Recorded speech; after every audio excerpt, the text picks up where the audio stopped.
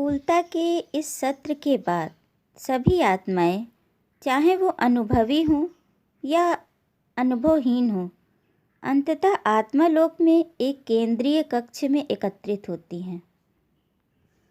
अब ये केंद्रीय कक्ष का नाम भी डॉक्टर न्यूटन के माध्यमों द्वारा दिया गया है, जबकि डॉक्टर न्यूटन खुद इसे मंच क्षेत्र कहते हैं। वैसे तो लगभग सभी आत्माएं एक अदृश्य शक्ति के द्वारा खींचती हुई सी मंच क्षेत्र में लाई जाती हैं, लेकिन कुछ युवा आत्माएं होती हैं, वो अपने मार्गदर्शकों की पहरेदारी में यहाँ लाई जाती हैं। यहाँ पर सभी आत्माओं को लाकर एकत्र किया जाता है और फिर वहाँ से उनकी अंतिम मंजिल की ओर भेज दिया जाता है। यह स्थान एक ऐसा केंद्र है जहाँ पर असंख्य आत्माएं आती जाती हैं और इतने दक्ष तरीके से आती जाती हैं कि कहीं भी भीड़ भाड़ नज़र नहीं आती। सब कुछ बहुत व्यवस्थित होता है। यहाँ पर आकर आत्माओं को ऐसा लगता है जैसे एक बहुत बड़े विशाल से खगोलीय मैदान में पहुँच गई हों। आत्माएं मंच क्षेत्र के इस खुले मैदान में तब तक मंडराती रहती हैं जब तक उन्हें उनके निर्धारित स्थानों तक ले नहीं जाया जाता। आत्माएं अपने आसपास इस विशाल शाश्वत जगत को देखकर चकित सी रह जाती हैं और उन्हें ये भी लगता है कि वहीं कहीं इस रचना का केंद्र बिंदु भी है, पर वे उन्हें देख नहीं पा रही हैं। आत्माएं जब अपने चारों ओर पूर्णतः खुले आकाश को देखती हैं तो वे प्रायः यही कहती हैं कि आत्मालोक विभिन्न चमक वाला है। कहीं भी गहरे अंतरिक्ष से जुड़ी कालिमा के बारे में एक शब्द भी सुनने को नहीं आता। जब आत्माएं यहाँ आती हैं तो उन्हें ऐसा लगता है जैसे करोड़ों सितारे एक साथ चमक रहे हों और ये चमकते हुए सितारे अलग अलग दिशाओं में आ जा रहे हैं।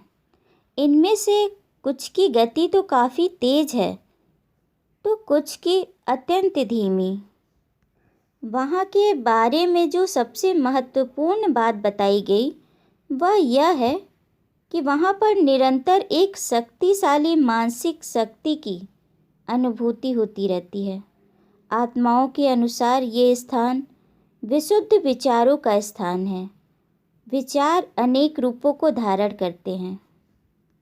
आत्माओं की वापसी के दौरान यह स्थान सबसे श्रेष्ठ स्थान होता है। यहाँ पर आत्माएं अपने संबंधियों से, मित्रों से भी मुलाकात की आशा रखती हैं। वैसे इनमें से तो कुछ साथियों से प्रवेश द्वार पर पहले ही भेंट हो चुकी होती है, पर ज़्यादातर से नहीं हो पाती। यदि जाती हुई ये आत्माएं एक दूसरे से मिलने की कामना करती हैं तो बस इन्हें केवल उनका विचार मात्र करना होता है और अचानक ही उस आत्मा की छवि प्रवासी आत्मा के मन में उभर आएगी। अब सभी माध्यमों के आत्मिक यात्रा के तरीकों, रास्तों तथा मंजिल के वर्णन में एक समानता मिलती है, लेकिन रास्ते में वे क्या क्या देखेंगी यह नितांत व्यक्तिगत होता है। डॉक्टर न्यूटन ने एक 41 वर्षीय व्यक्ति जो कि पेशे से ग्राफिक डिज़ाइनर हैं, उनके केस का जिक्र किया है। उनकी आत्मा एक परिपक्व आत्मा थी। वो बहुत सारा जीवन इस धरती पर जी चुके थे और अपने इस दीर्घ जीवन काल की अवधि में वे अनेक बार इस स्थान से गुजर चुके थे। वे यहाँ के बारे में बहुत अच्छी तरह से वर्णन कर पा रहे थे। उनका और डॉक्टर न्यूटन का वार्तालाप इस प्रकार है। डॉक्टर, तुम्हारी आत्मा अब अनुकूलन के क्षेत्र से बाहर आ चुकी है। तुम्हारा पहला अनुभव कैसा है? माध्यम, दूरियां असीमित है। एक अनंत स्थान हमेशा के लिए। जहाँ मैं तैर सा रहा हूँ वहाँ से यह अनंत दिखाई पड़ रहा है, मगर जब मैं वास्तव में चलता हूँ तो यह बदल जाता है। प्रत्येक चीज़ आकृतिहीन है, मगर जब मैं तीव्र गति से बहता हूँ तो मैं पाता हूँ कि एक विशालकाय कटोरे के अंदर चल रहा हूँ। यह उल्टा है। मुझे पता नहीं इस कटोरे के किनारे कहाँ हैं। डॉक्टर, तुम्हारा मतलब है कि आत्मा लोग गोलाकार है? माध्यम, जी, मगर यह एक एहसास मात्र है, एक घिरी हुई एक रूपता का। जब मैं तीव्रता से चलता हूँ तब बड़ा अजीब है। जब मेरी आत्मा बहती है तब हर चीज़ एकदम सीधी लगती है, किंतु यह तब बदल जाती है एक गोलाई की अनुभूति में, जब मैं एक संपर्क रेखा पर तीव्र गति से चलता हूँ। संपर्क रेखा से मेरा मतलब है एक निश्चित मंजिल की ओर। तीव्र गति के साथ रेखाएं मुड़ी सी लगती हैं। वे मेरे लिए ज़्यादा स्पष्ट रूप से एक दिशा में मुड़ जाती हैं और मुझे चलने फिरने की कम आज़ादी देती हैं। डॉक्टर, क्या तुम अत्यंत सटीक तरीके से बता पाओगे कि तुम्हारी आत्मा इन मुड़ी हुई संपर्क रेखाओं के साथ कैसे गति करती है? माध्यम, यह कुछ ज़्यादा उद्देश्यपूर्ण होता है। जब मेरी आत्मा को एक रेखा पर स्थित किसी स्थान की ओर दिशा निर्देशित किया जाता है, वह ठीक ऐसा होता है जैसे मैं श्वेत जल की धारा में हूँ, लेकिन पानी जितना मोटा नहीं, क्योंकि वह धारा तो वायु से भी हल्की होती है।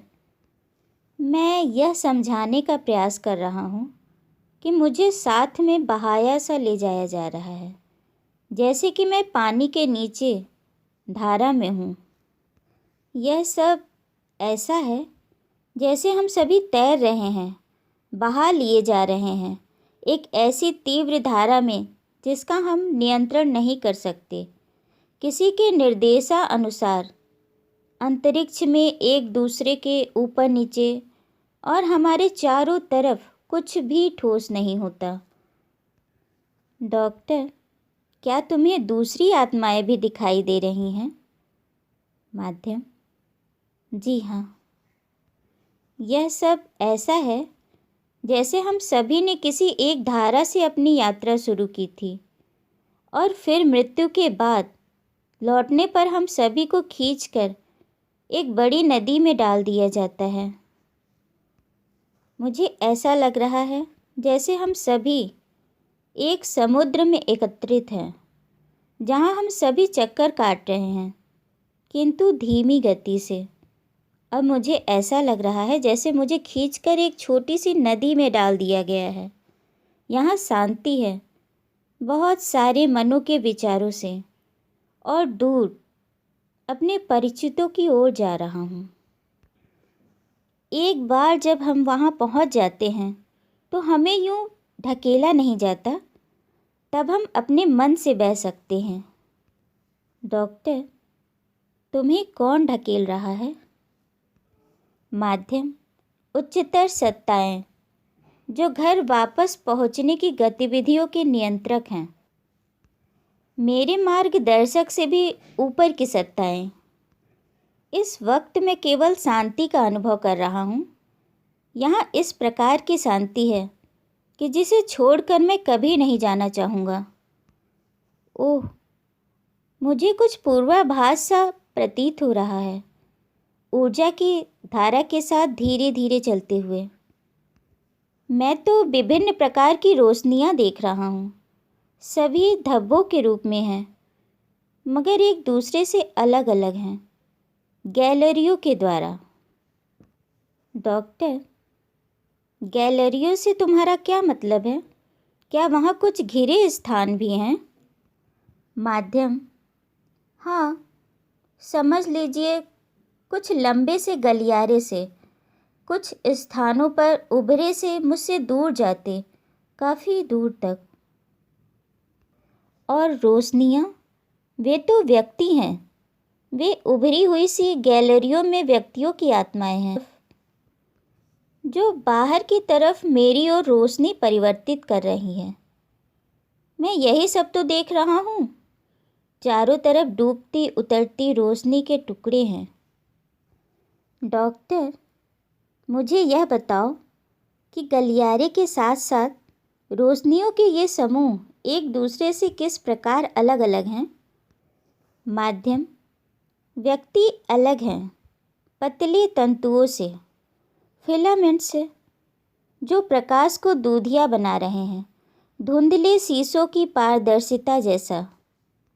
मैं जैसे ही इनके पास से गुजरता हूँ, उनकी ऊर्जा में से एक चमक से निकलती है। डॉक्टर, किंतु उन समूहों में से तुम किसी अकेली आत्मा को कैसे पहचान सकते हो? माध्यम, रोशनी के बिंदु के रूप में मैं बिंदुओं के समूह को पिंड के ऊपर में चमकता हुआ देखता हूँ, ठीक वैसे ही जैसे अंगूर लटकते हैं, सभी चमकते दमकते हुए। वे छोटे छोटे समूहों में बटे होते हैं। अब मैं अपने पिंड की ओर जा रहा हूँ। मैं उनसे बाहर निकलते विचारों को महसूस कर रहा हूँ।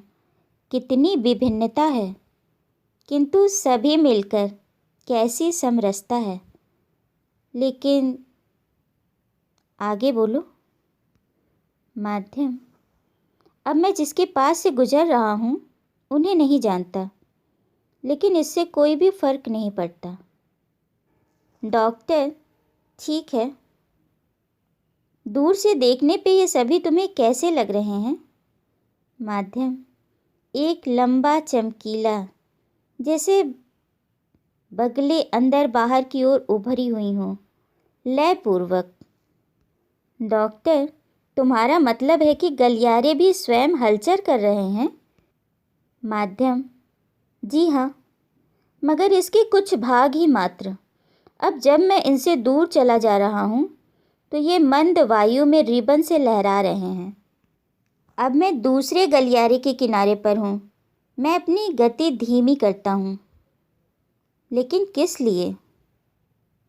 माध्यम, क्योंकि वाह, क्या बात है, मैं उस स्थान के करीब हूँ जहाँ मेरे यार दोस्त हैं। बड़ा अनोखा अनुभव है, अकल्पनीय सा। वहाँ पर मनों का एक जाना पहचाना सा खिंचाव है, मुझ तक पहुँचता हुआ। मैंने जैसे उनकी पतंग की पूँछ पकड़ रखी हो, विचारों में उनसे जुड़ गया हूँ। मैं घर में हूँ। डॉक्टर, तुम्हारे मित्रों का यह समूह क्या दूसरे गलियारों में रहने वाली आत्माओं के समूह से पृथक है? माध्यम, वास्तव में तो यहाँ कोई भी पृथक नहीं है। मैं यहाँ काफ़ी लंबे अरसे से हूँ और मेरे लिए यहाँ कुछ भी संबंध पृथक नहीं है। मैं अपने संबंधों के कारण सभी को जानता हूँ। यहाँ पर अभिन्नता है। यहाँ पर किसी को भी अजनबी नहीं समझा जाता और न ही हम एक दूसरे के प्रति कोई बैर भाव रखते हैं, बल्कि ये तो एक दोस्ताना व्यवहार से भी बढ़कर होता है। हम सभी अपने बीच एक सार्वभौमिक बंधन को पहचानते हैं जो हमें एक बनाता है। हम एक दूसरे के प्रति संदेह नहीं रखते। डॉक्टर, मगर जब आत्माएं पहली दफ़ा मिलती हैं तब यह रवैया उनके बीच खुद को किस प्रकार प्रकट करता है? माध्यम, पूर्ण निष्कपटता एवं सम्मति के द्वारा। डॉक्टर, तब तो आत्माओं का भूलोक पर रहना बड़ा दूभर होता होगा? माध्यम, निश्चित तौर पर, किंतु विशेषकर नई आत्माओं के लिए, क्योंकि वे यह सोचकर भूलोक पर जाती हैं कि वहाँ का व्यवहार बहुत अच्छा होगा, मगर जब वहाँ ऐसा नहीं होता तो वो बड़ी आघात के साथ वापस आती हैं। कुछ आत्माओं को तो इसका आदी होने में अनेक जीवन लग जाते हैं। हमारा मस्तिष्क बड़ी मात्रा में भय व हिंसा की भावना आत्मा में उत्पन्न करता है। यह हमारे लिए बड़ा कठिन है, लेकिन यही कारण है कि इन भावनाओं पर नियंत्रण करने के लिए हमें बार बार भूलोक पर जाना पड़ता है। डॉक्टर, नई आत्माएं जो कोमल होती हैं, अपने समूह में लौटने पर तुम्हारी राय में क्या समूह के समर्थन की आवश्यकता नहीं पड़ती है? माध्यम: आपने ठीक कहा। हम सभी अपने घरों को लौट जाना चाहते हैं। अब आप मुझसे बातें करना बंद कीजिए, जिससे मैं अपने दोस्तों से मिल सकूं। और डॉक्टर न्यूटन ने उसे उसी अवस्था में कुछ समय के लिए रोक दिया।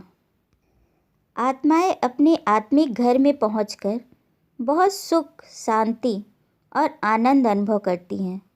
यहाँ पर ये आत्मा भी अपने लोगों के बीच पहुंचकर पूर्ण आनंद को अनुभव करना चाहती थी। वो नहीं चाहती थी कि डॉक्टर न्यूटन उससे बार बार सवाल पूछकर उसे डिस्टर्ब करे।